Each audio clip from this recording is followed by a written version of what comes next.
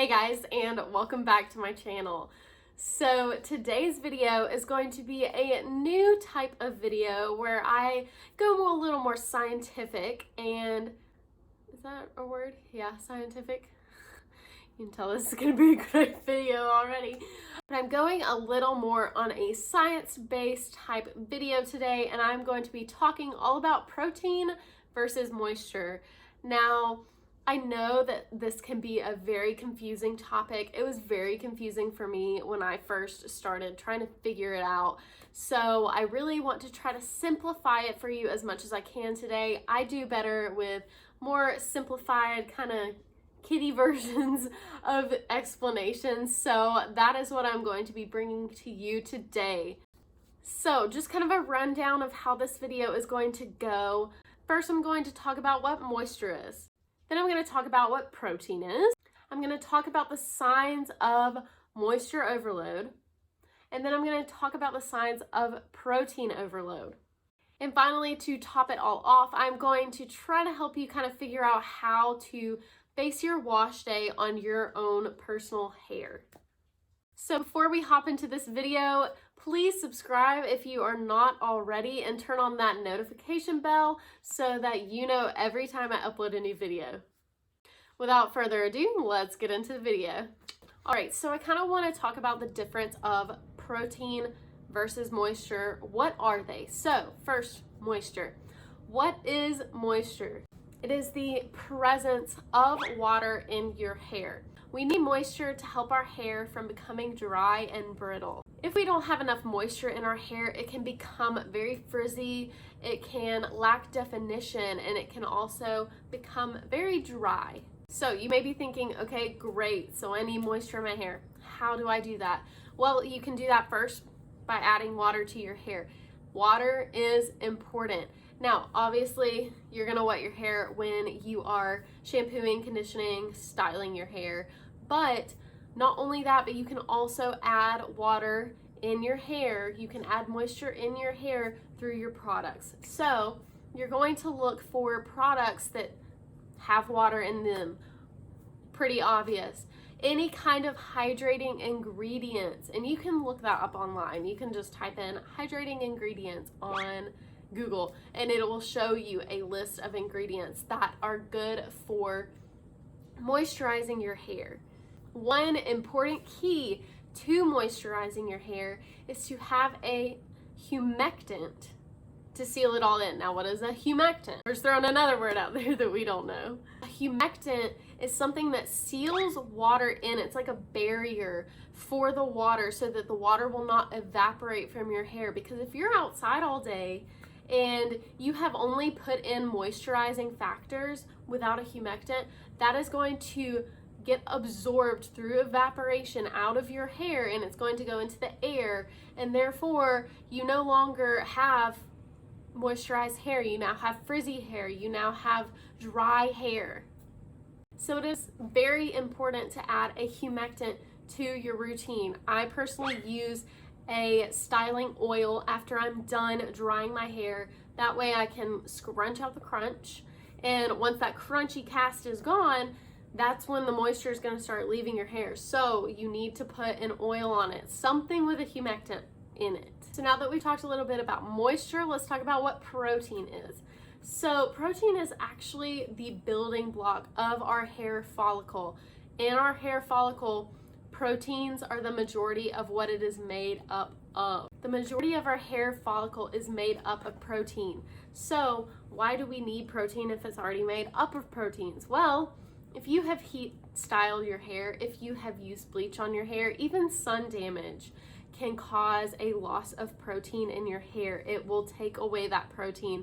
So you have to put it back in your hair. We need protein in our hair to create shine, bounce, elasticity, and definition. So all of those things come from protein.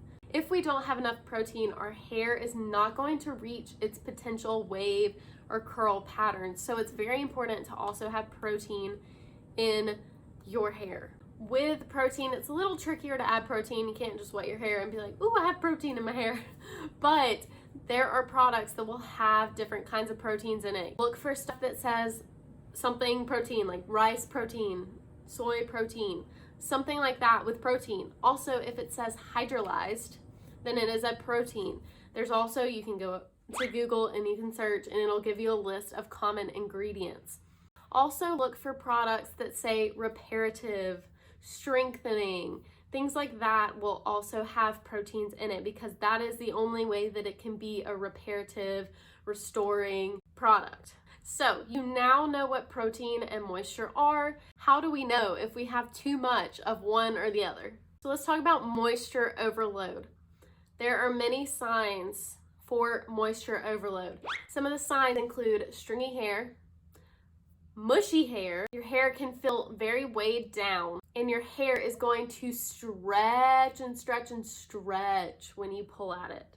So for me personally, I am more likely to get moisture overload. I have hair that really craves protein, not moisture, so I have experienced moisture overload so many times, and it's honestly kind of hard to miss. You might think it's just a bad wash day and not even think about the fact that it could be too much moisture in your hair. We are constantly told to add moisture, add moisture, add moisture, which is great. We need moisture in our hair, but these signs will tell us if our hair has too much. For me personally, the stringiness and the mushiness is really a key factor into knowing that I have had a moisture overload in my wash day. My hair gets stringy and mushy very easily. So when that happens, I know that I added too much moisture into my products. So now let's talk about some of the signs of protein overload. With protein overload, your hair will feel like straw. It will feel sticky. It will break easily when you stretch it. If you try to stretch it, it'll just snap right off. It also will feel dry, and you will have a very dull look to your hair. It will not be shiny at all. I have only experienced protein overload once since I have started this wavy hair journey, and I was like, I knew that it was happening because I had heard about it, and I was like, well, how do I know, like really know if I have protein overload? You will know. If you know these signs, you will know when it happens, because I was putting in a product, I was squishing it in, and I already had too much protein in my hair.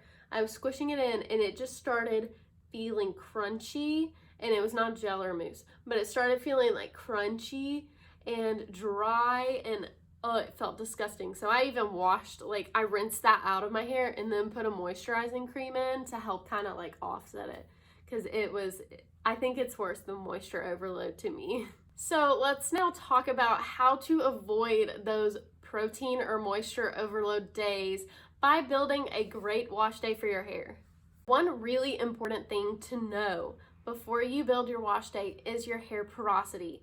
And I'm not talking about low porosity, high porosity, the float test. No, I'm talking about grades 1 through 5 porosity test. Mains by Mel discusses it in her hair porosity video, and I'm going to try to kind of describe it briefly today. But if you need more information on how to figure that out for your hair, then go check out her video on hair porosity, because it really helped me out. So in a nutshell, number 1 on the grading scale is very low porosity hair, no heat damage, no sun damage, no coloring, nothing. Like, you've done nothing to your hair basically, and that's very hard to come by because even the sun can damage your hair. So even if you're out in the sun a little, you're still not a 1. And then it goes all the way through to 5. Like, you have damaged your hair, it's about to fall off, you might as well just shave it at this point, it is so damaged. That is 5. Okay, I would say I'm about a 3 or a 4. I'm kind of in the middle of the grading scale, leaning towards 4 because I do highlight my hair quite often, but my hair is a finer hair texture, so it lifts really easily with bleach. So really it's not that damaged, but it still craves all the protein in the world. So essentially, the lower your hair porosity is, the more moisture you need and the less protein you need. The higher your hair porosity is, the more protein you need and the less moisture you need. So it's kind of a scale of like, maybe I can like make a chart on how to do that. We'll see if I enter it right here, and maybe that'll help you guys. But that is kind of the gist of how to build your wash day. So, for example, if you have a low porosity hair, let's say you are on grade 2 for your hair, you have pretty low porosity hair, you might only need like one product that has protein in it, and it could be like shampoo where it's a rinse off product. It's not even like one that stays in your hair. And the higher you go, the more protein based things you need. For me, in my wash day, as I said, I'm kind of a 3 leaning towards a 4. I use protein in almost all of my products. Very often will I have a wash day where I have protein in at least all of my products. It doesn't have to be a lot of protein, like a high concentration of it, but as long as I have some protein in my products, I'm good. So notice how I said that I have protein in all my products on most of my wash days. That is the second important thing about building your wash day, is that not all wash days are created equal. Before you hop in the shower, you need to assess your hair. Look and see if you have any signs of too much protein or too much moisture. It might not be an overload, but you might notice, okay, my hair is a little mushier than normal when I'm getting to my wash day, so maybe I need more protein today. Or maybe your hair, it has gotten a little drier over the past few days, and you think, my hair's kind of dry. Maybe add more moisture into your hair for that wash day. Always assess your hair. And you can even kind of switch it up in the middle of a wash day. A good example of that is when I was experiencing protein overload, I noticed it as I was putting my cream in. I had already used a protein shampoo and a protein conditioner. So as I was putting in my protein cream, I realized that my hair was starting to become very straw-like, even wet. And so therefore, I started swapping my products to be more moisturizing through the rest of my product lineup for that wash day.